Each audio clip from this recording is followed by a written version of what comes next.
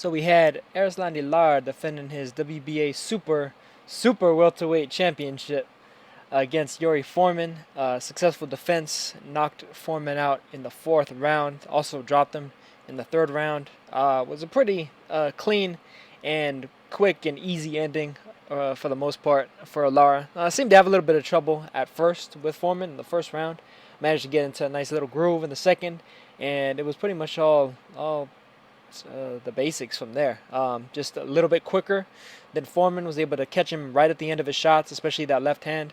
Dropped him in the third round with the left hand, and finally finished him with a nice clean left uppercut behind a right jab that just cracked Foreman right on the jaw. Had him wobbling all over the place. At first, I was thinking that Foreman might have jacked up his knees again, the way that he had against Miguel Cotto, when just the way that he was stumbling and falling all over the place.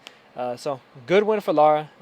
This was largely expected, but at least he managed to get the stoppage this time, unlike when he fought Devin Rodriguez, which was really unfortunate in terms of being able to further Lara's overall fanfare. But he got a nice knockout here, similar to the way that he did Jan Zavik a little over a year and a couple of months ago. Just solid performance, solid victory. As for what's gonna happen next with him, I'm not sure if the WBA is gonna order further unification. The way they've been kind of slowly doing across the different weight classes. But should they happen to do that, his next opponent will likely be Jack Cole Kai, a guy. What is he, about 25-1, something like that. The one loss he actually, I think, managed to avenge it, but I'm not looking at his record right now, so don't quote me on that. Fighter from Ecuador who's based out of Germany, though. Not too terrible a fighter, but I wouldn't necessarily mind seeing that get properly positioned and get that title out of the way, basically. Outside of that, he did call out Golovkin in the aftermath of the fight, in the post-fight interview. He did call out Saul Canelo Alvarez, who of course is going to be fighting Julio Cesar Chavez Jr. later this year. That news just broke today. And he also called out Demetrius Andrade. Andrade would seem like the most likely next opponent for him. Of course, they're both at the same weight class. Andrade isn't moving up or anything like the way that Alvarez is, and Lara wouldn't have to move up to fight him the way that he would with Golovkin, who himself is going to be fighting Danny Jacobs in a couple months. I'm really looking forward to that fight as well. So Lara versus Andrade, that's pretty much like the best versus the best at 154 pounds. Albeit Jermall Charlo in particular may have something to say about that. I'm sure Jermell probably would too. But as far as I'm concerned, like Andrade versus Lara, that's if those two fight. The winner of that fight is the number one fighter in the division.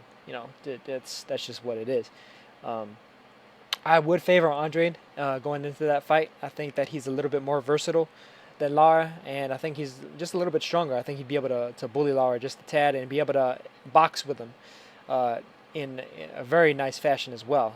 I think he's able to switch between orthodox and southpaw a little bit better. I think just generally he has a bit of a meaner attitude to him that would give him the edge.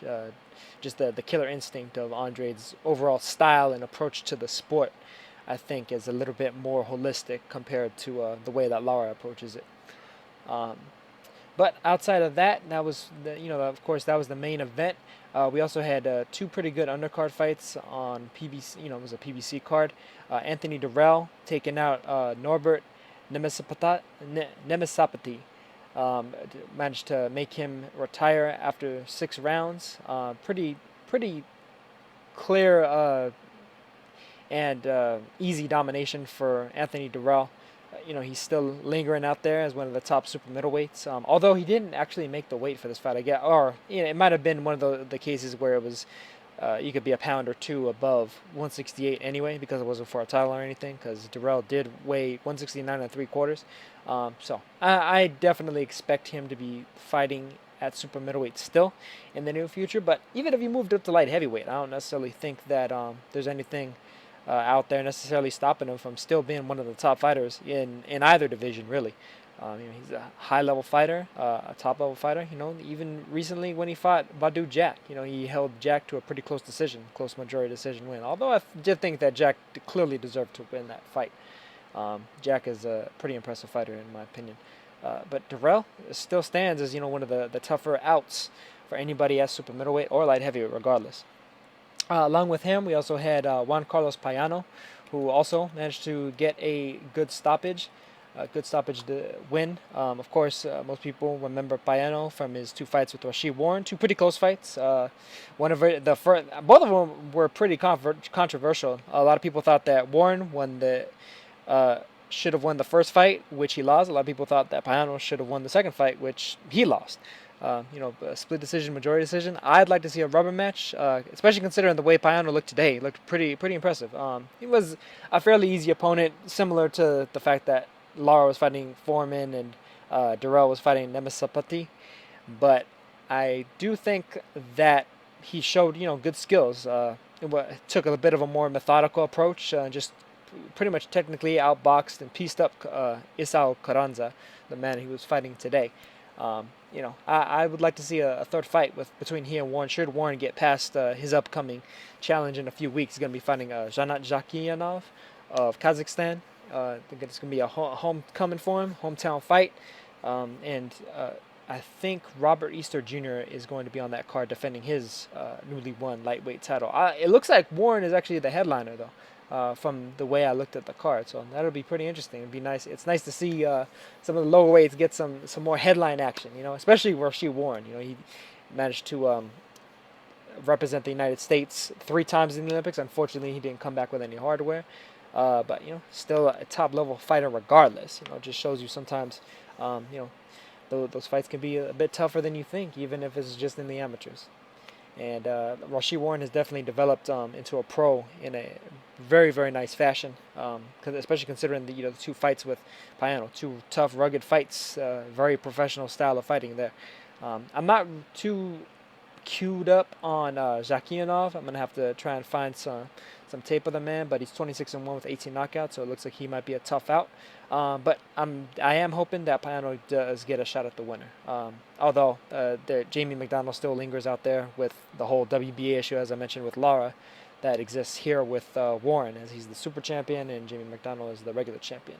Unless McDonald moves up, as has been potentially rumored, then at that point there wouldn't even be a need for a unification. But I really want to see the WBA clean up the act with regard to that. So here's hoping that it gets done across multiple weight classes, even if the fights aren't necessarily the most illustrious of names between all these different fights that could potentially happen with regard to that. But that is going to do it for my post-fight review, and I will catch you guys on the next one. Peace.